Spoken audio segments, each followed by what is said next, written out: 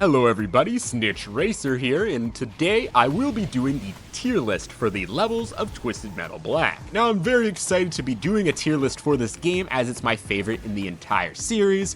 Just warning you now, this will make my opinions quite biased in that regard. Just keep that in mind when watching this tier list. Despite my bias, I do think I did a great job of analyzing these levels in a fair way.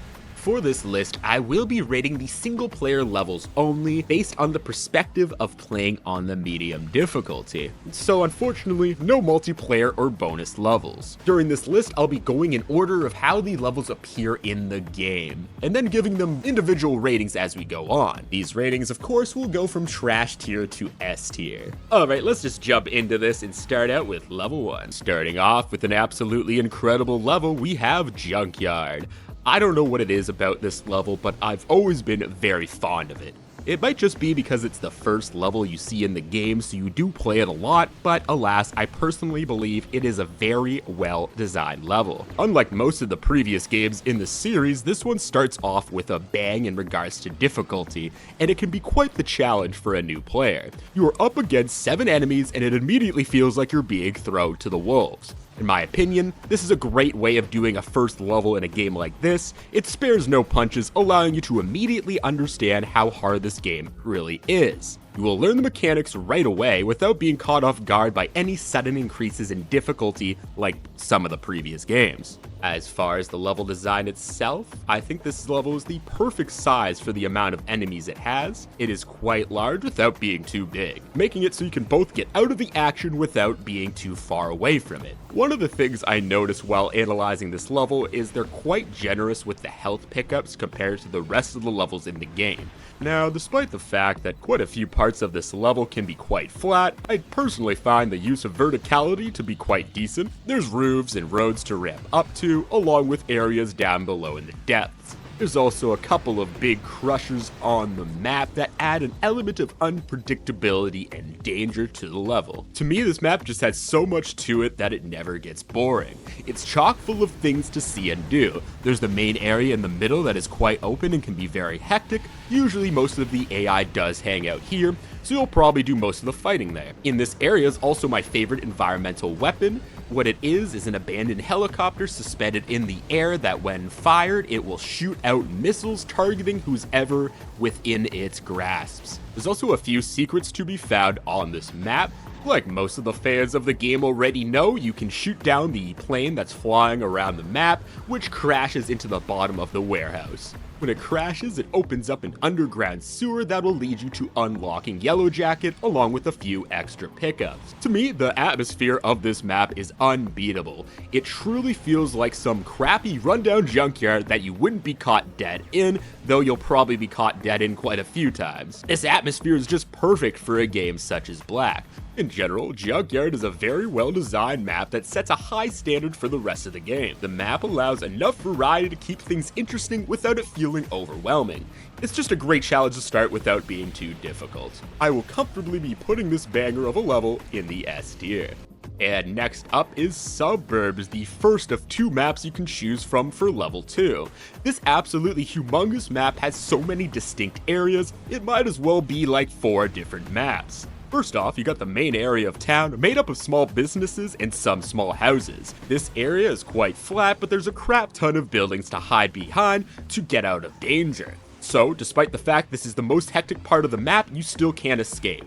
Then beside that is the warehouse district, tight and compact with buildings taking up most of the space. It's a great place to get out of danger as well. This area also contains the environmental pickup, a super powerful lightning attack that you can slowly use to wear down opponents. Just be careful not to hit yourself with it. Then also we have the big rich houses at the top of a very large hill. On the opposite side on another hill we have the asylum, and then we also have the grocery store department area. Every single one of these spots I mentioned feels very unique, and it makes it so you'll have a completely different battle most of the times you visit this wonderful level. On top of this, the destructiveness of Suburbs is absolutely mental. You can just drive through every single house you see on the map, whether it's the small ones at the bottom or the big ones on the top, you'll be blasting through them like they don't even exist. Some of them do contain pickups, so they're well worth destroying. You can also blow up the Ferris wheel at the carnival, which makes it come off its hinges. Then it slowly goes through town, destroying houses on its way out to the sea. Despite its sheer size, this map is far from empty. Basically, everywhere you go, there's buildings and objects filling up the space. The atmosphere of this map is absolutely stunning to me. It truly feels like a suburb that's on its last legs, with like no life to it. On top of that, I just really like the little details of every single business sign and everything like that. There's even like bars, and it's just really cool. Overall, I just think Suburbs is a fantastic map that, despite its massive size, uses the space very well. That and the overall layout of this level is why it's comfortably in the S tier, just ahead of Junkyard. Next up is the second choice for level 2, and that is Freeway. This map is the smaller of the two choices and can be quite hectic, making it the more challenging level of the two. One of the very first things holding this map down, in my opinion, is the fact that it's similar in concept to another map in the game called Highway Loop. Yes, that's right, for some reason we have two maps in the game where you're fighting your way through a freeway system. So to me, unfortunately, Freeway will suffer in the creativity department as a result. As far as the design of this freeway map, I do think it's still a fun level, with some room for improvement. It has two distinct halves, which is split up by a railroad bridge in the middle. One half has the hospital and a construction yard, while the other half contains the stadium. Both sections have a completely different feel to them aesthetically, which does make playing this map quite a bit more interesting. Despite its smaller size, this map does feel quite a bit open in regards to not really having any buildings or solid objects to break up the space. The best way to get out of danger on this map is to use the NPC traffic as pawns so they can take hits while you're under attack. Other than that, you'll have to rely heavily on healing items to get through this map, and there's not a lot of them. On the subject of healing, one of my favorite parts of this map has always been the hospital. I just enjoy the idea of cars ripping through a hospital, fighting each other to the death. There's even background noises like heart monitors and PAs going off to make it truly feel like you're in this hospital. It really just makes me wish they did an entire level here. Despite the fact that overall the size of this map isn't very big, its linear design makes it so that one side of the map is quite far away than the other. This does allow you to do a little bit of escaping to get out of danger. As far as destruction, we don't really have too much. The only major thing you can blow up is the bridge in the middle. This makes passenger trains come crashing down onto the freeway. Very cool, but I do wish there was more to this level. Aesthetically, this level is quite boring to me, as I really can't pinpoint what they were going for here. It's just super generic. In general, Freeway can be a fun, challenging level despite its setbacks, similar in concept to another level, but it still manages to create something fun and interesting, and at least a little bit unique. But sadly, it's just not that special. It'll sit right in the middle of the B tier. Next up will be level 3, and the first of these choices will be Highway Loop, the second freeway-themed level. This map used to be one of my favorites as a kid, but unfortunately as time has passed, I have really learned its flaws and I don't like it as much as I used to. First of all, like many Twisted Metal Black fans already know, instead of having two uses of the health bridge on medium, you only get one. This right away makes it the harder of the two choices, so you probably won't be choosing it much when you first start out. On top of this level is very tight and cramped, as it's just one giant highway loop with nowhere to go but backwards and forwards. Just like the previous map, you can of course use the traffic to dodge attacks, but I don't know what it is about this level, I just don't find that very effective. Really, the key to this map is just to keep driving in circles over and over, which can get tedious to some. For me personally, I honestly don't mind it, as I'm a NASCAR fan and this is just, something I watch every weekend. And back to the NPC traffic, I noticed there's a crap load of them, so you're going to be constantly running into them, which can be very annoying, and even slow you down enough to get you killed. It's just frustrating. This game does claim this map to be large, but the space you fight in is very small, so that claim by Twisted Metal can be very misleading when you're going into this level for the first time. This is the very first map you can actually fall to your death to. If you fall into the water at any part of the map, whether it's the lift, bridge, or just over a railing, you will die. The aesthetics of this map I actually do rather enjoy. The sun is peeking through dark clouds, which kind of gives it a feeling of lightness sneaking into this dark world. Highway Loop is a never-ending circle with no real escape that can be quite repetitive at times as a result. A pretty decent map that feels like it could be better. I will be putting it in at the bottom of the B tier. The second of two options for level 3 is Downtown. This is pretty much the standard city streets map that seems to be in every single Twisted Metal game. This style of map really became a staple of this series. But sadly though, I think this version is lacking quite a bit compared to previous entries in the series. For those who don't know, this is a remake of River Park Rumble from Twisted Metal 1, which is very cool. I just wish they took it to another level. First of all, one of the things holding this map down is how flat it is. I know this is to be expected for a map of this style, but I still think they could have done a better job to include some verticality. All you really have is a slight dip in the middle for the river and two buildings you can get up onto with two elevators. Yes, that's right, two whole buildings. Other than that, this map is flatter than Southern Ontario. Another thing I don't like about this level is it all looks exactly the same essentially. After being blessed with so many maps with distinct areas, this feels quite lame. Most of the time, I can't even tell which side of the map I'm on unless I see the building with the elevators on it. That's how similar everything looks on this map. Another thing of note is there's very little traffic despite the fact that this takes place in a downtown area. I suspect it's because there's so many other assets on the map, but sadly this makes downtown feel very lifeless. Another minor issue for this map is the fact that the weapon pickups are very spread out, making it so you have to spend a lot of time searching down these pickups. One really cool sort of secret that fixes that is you can actually blow up two different buildings. One of these buildings will contain a plethora of power missiles, and the other will contain 3 health pickups. Not only does this make this level quite a bit easier, but watching these buildings fall down is absolutely epic. I remember discovering this secret as a kid, and I thought it was the coolest thing I've ever seen to that point. One nice thing about this level is it's quite forgiving for the human player compared to Highway Loop. The sheer amount of buildings and the size of the map makes it very easy to dodge attacks and even avoid enemies for minutes at a time. As far as the aesthetics go for this map, I do quite like them. They feel dark and dreary, like a dreadful downtown area that's, soul crushing.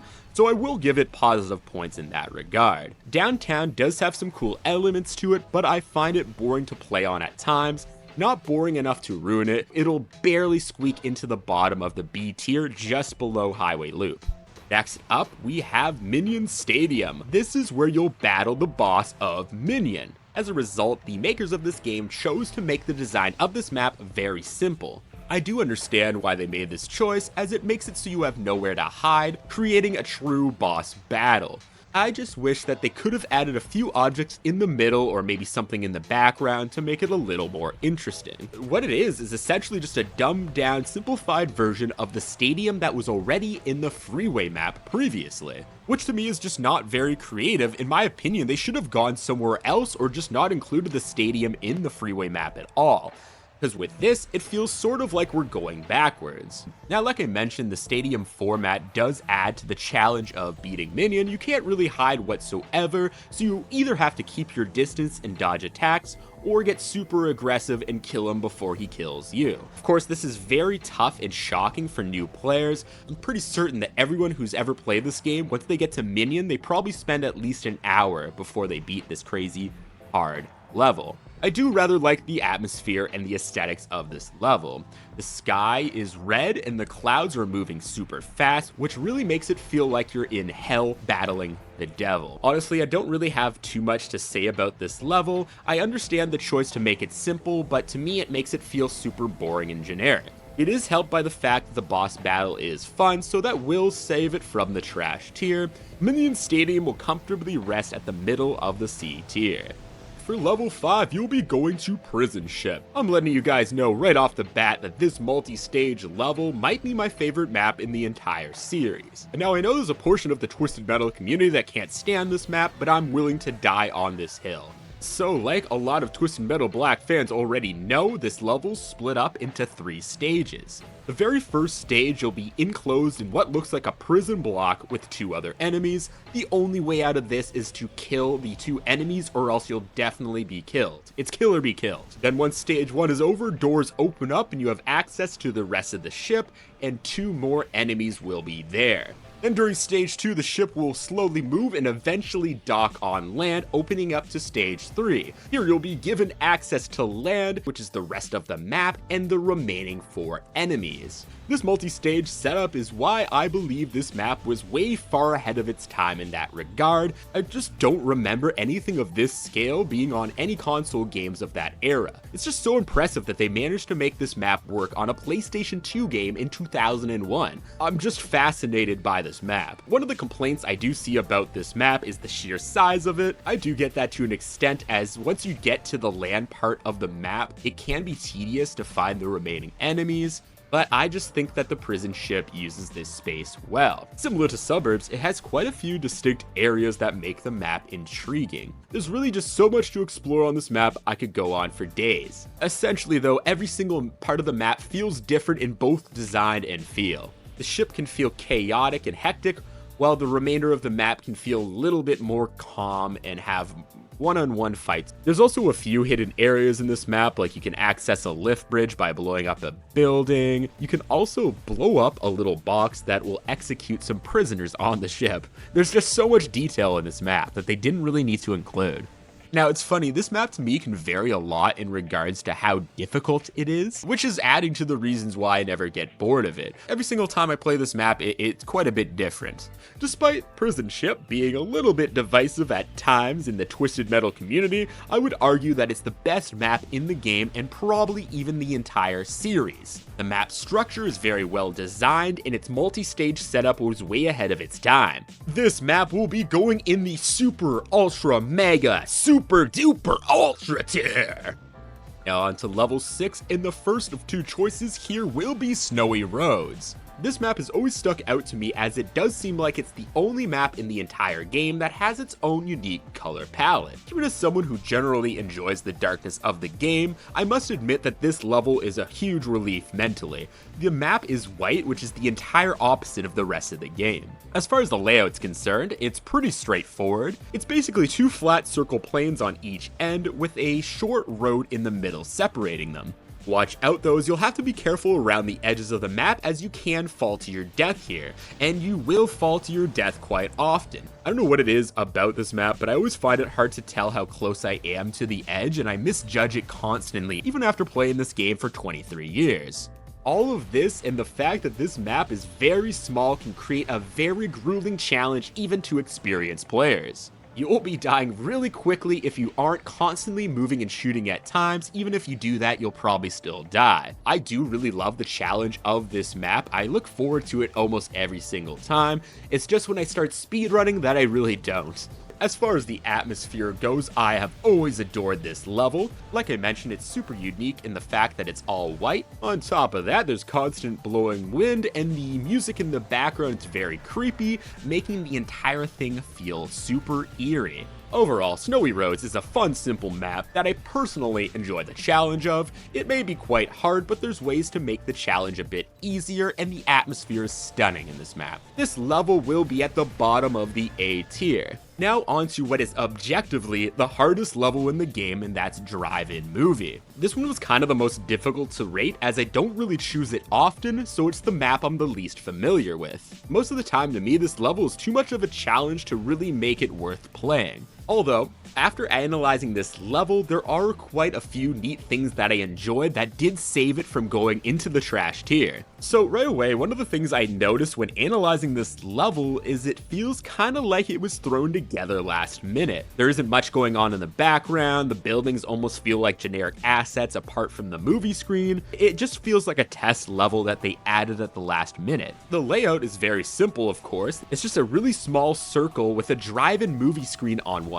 end. There isn't a lot going on in the middle as far as buildings, so it's just an open killing field, similar to Holland and Twisted Metal 2. You gotta keep shooting and moving non-stop to even have a chance at beating this level. To make things even harder, this is the only non-boss level to contain 0 health bridges whatsoever, instead of 2. Making it so you don't have the option of a full heal. Essentially, it's like having 2 less lives. This is why to some they see it as the ultimate challenge level. But for me personally, it's not really a fun challenge as it's just a little bit too difficult compared to the rest of the game, so I just rarely find myself ever choosing it. The drive-in movie screen is playing your gameplay as you're going around shooting everybody. This, of course, is a callback to games of the past, and I hope they do this in a future Twisted Metal game. Aesthetically and atmospherically, however, this level is super flat and uninteresting and just forgettable. Generally, drive-in movie can be a fun challenge for some, but for me, it's just a little bit too difficult. Also, the fact that it lacks aesthetically and it's a boring design makes it so it just barely squeaks into the C tier. Now on to level 7, where you'll be going on to the abandoned skyscrapers. The standard rooftop level of Twisted Metal has returned with a absolutely massive size. This map is just so huge in scale that's similar to Prison Ship. I just don't understand how they managed to make it work. This was my favorite level in this game for most of my childhood and my teenage years, but over time I've grown to realize it does have some flaws that bring it down. Let's start out with some of the things I love. First of all, the atmosphere and the aesthetics of this level is astounding, probably the best in the entire game. The background really helps this as it's full of skyscrapers that are decrepit and falling apart, that just look truly abandoned. This really makes it feel like you're fighting on the rooftops of a complete ghost city, which is just cool in concept and super intriguing. There's even a crashed plane on top of one of the buildings to truly add to this atmosphere. As far as the level design of the skyscrapers level is concerned, I do think it's very well done.